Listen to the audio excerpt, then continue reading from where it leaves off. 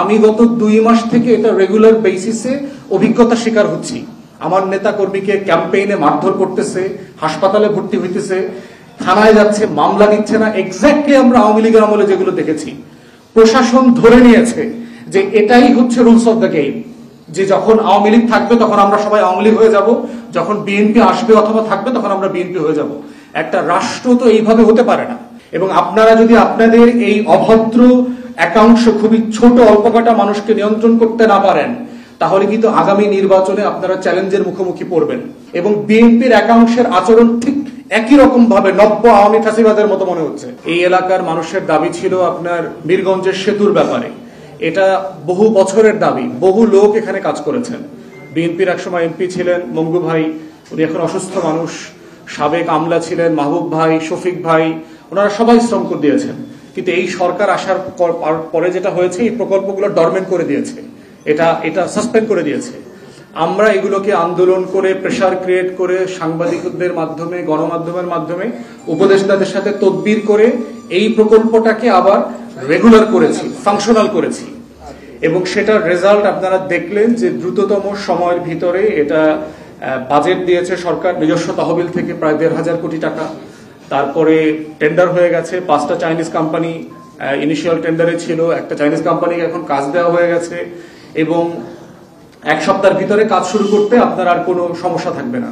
তো সেটারই গতকালকে ভিত্তিপ্রস্তর স্থাপন অনুষ্ঠান ছিল, সেখানে আমরা অংশগ্রহণ করেছি। এবং অনুষ্ঠান রেগুলার হয়ে যাওয়ার পরে সেখানে আমরা সেতু নিয়ে কথা বলেছি। এবং ইতিমধ্যে প্রশাসনিক দপ্তরে, যেহেতু আমি সেতু নিয়ে দৌড়াদৌড়ি করেছি, আমরা ইতিমধ্যে জানি যে এই যে কোম্পানিটা টেন্ডার পেয়েছে লোয়েস্ট বিডার, তাকে ইতিমধ্যে বিভিন্ন জায়গা থেকে, কোয়ার্টার থেকে অ্যাপ্রোচ করা হচ্ছে, তাকে যেন সাব কন্ট্রাক্টর হয়। আপনারা জানেন যে ইট সুরকি দিতে হবে, বালু দিবে, শ্রমিক সাপ্লাই দিবে, তারপরে ওখানে 350 কোটি টাকার নদী শাসনের কাজ আছে। তো এখানে অনেক কাজ, 1,500 কোটি টাকার কাজ, মানে এখানে অনেক কাজ আছে। তো সেগুলো নিয়ে ইতিমধ্যে যোগাযোগ করা হয়েছে। এবং যোগাযোগের যে ভাষা ছিল তাতে চীনা কোম্পানি মোটেই সন্তুষ্ট হয় নাই, তারা যথেষ্ট ভয় পেয়েছে। এবং তাদের যারা বাংলাদেশের প্রতিনিধিরা আসছে তারা আমার সাথে দেখা করেছে। এবং গতকালকে যারা বাবুগঞ্জে বক্তব্য শুনেছেন, উপদেষ্টারা কিন্তু ইনডাইরেক্টলি এই কথাটা বলেছে যে আমরা এলাকাবাসীর সহযোগিতা চাই।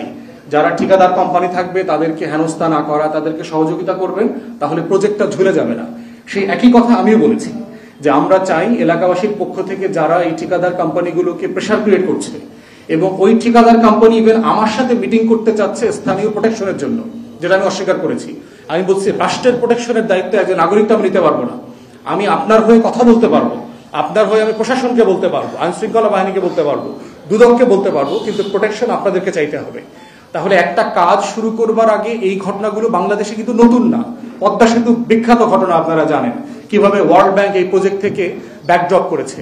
এবং অন্যান্য এলাকাতে সেতু নিয়ে যে কাজগুলো হচ্ছে এখন ডেভেলপমেন্ট ওয়ার্কে, এগুলো কমন কাজ। আমরা চাই কেউ না কেউ তো ব্যবসা করবে, কোনো না কোনো ঠিকাদার তো এখানে ইট বালু দেবে, সেটা রেগুলার প্রসেসে হোক, ব্যবসায়িক নিয়মে হোক, সরকারের আইন মেনে হোক।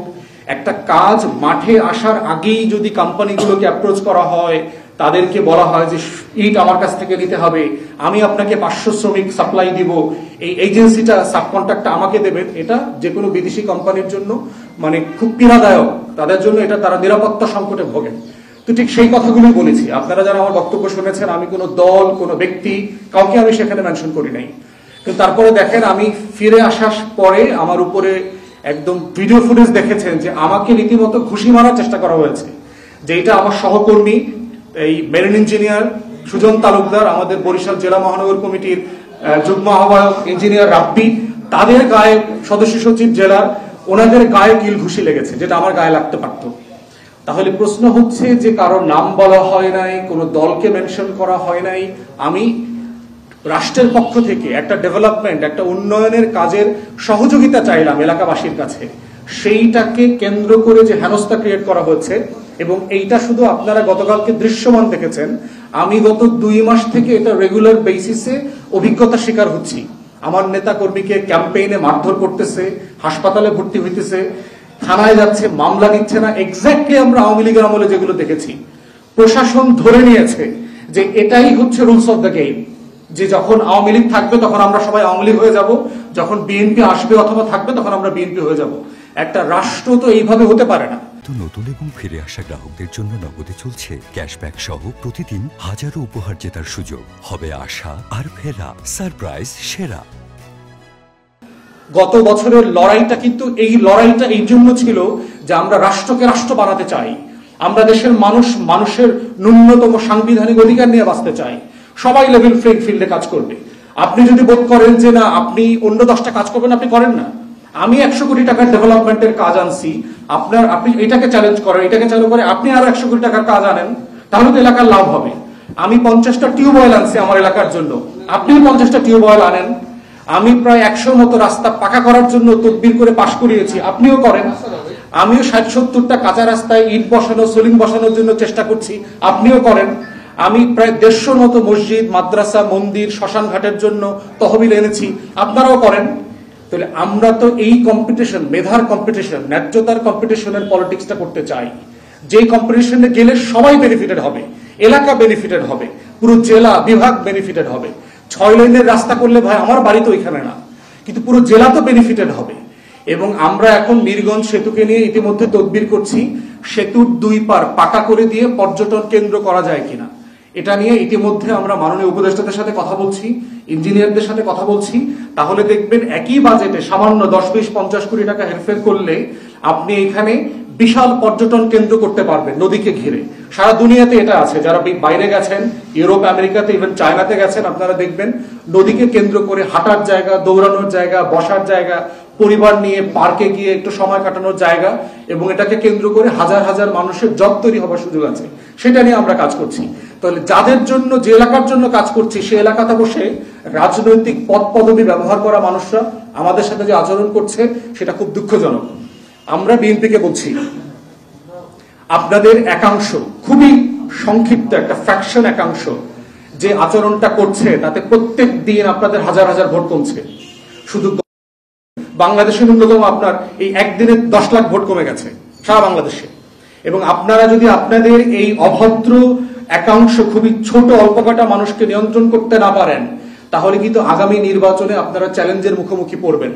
কারণ এই ক্রিমিনালদেরকে নিয়ে কিন্তু আপনাদের ভোট চাইতে হবে, যারা এলাকাতে নৌন, সন্ত্রাসী, খুনি, মাদক ব্যবসায়ী, চাঁদাবাজ এবং গুন্ডা, এদেরকে নিয়ে যখন আপনি পলিটিক্যাল ক্যাম্পেইনে যাবেন, তখন এলাকাবাসী কিন্তু 2 বার ভাববে যে নির্বাচিত হবার আগে এরা এই ধরনের গুন্ডা পান্ডা নিয়ে আমাদেরকে ভয় দেখায়, আমাদেরকে হুমকি দেয়, নির্বাচিত হলে পরে কি হবে। আমাকে বলতেছে, আমাদের নেতাদেরকে বলছে যে এখন পর্যন্ত ঢুকতে দিতেছি, নির্বাচনের আগের দিন আর এলাকায় আসবেন না, বলে দিচ্ছে অলরেডি।